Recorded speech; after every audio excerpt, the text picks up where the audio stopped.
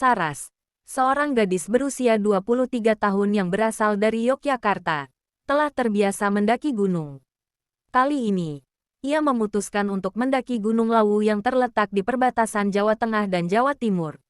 Gunung ini terkenal dengan keindahannya, tetapi juga menyimpan cerita-cerita mistis.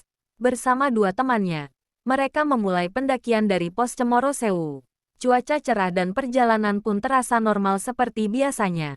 Keanehan di tengah perjalanan saat mereka sampai di pos 4, Saras merasa ada sesuatu yang aneh. Udara tiba-tiba terasa dingin dan suara-suara alam di sekitarnya seperti menghilang. Saras yang berjalan di depan mulai merasa diikuti, meskipun tak ada siapapun. Namun, ia mengabaikan perasaan itu dan terus melangkah. Tak lama kemudian, kabut tebal turun secara mendadak, memisahkan Saras dari teman-temannya. Mereka berusaha memanggil Saras, tetapi tidak ada jawaban. Setelah beberapa waktu berjalan dalam kabut, Saras menemukan dirinya berada di tempat yang asing.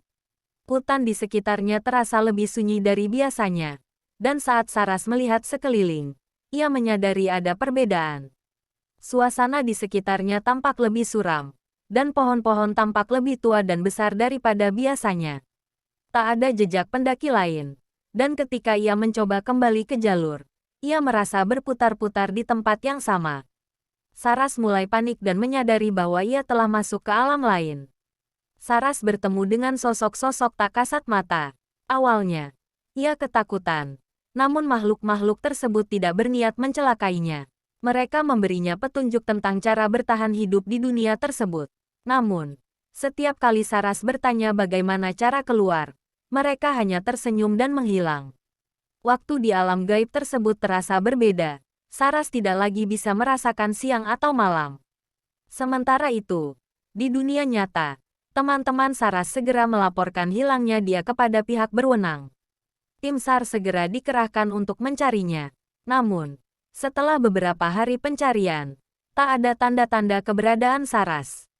Pencarian terus dilakukan selama berminggu-minggu. Tetapi hasilnya tetap nihil. Keluarganya mulai putus asa.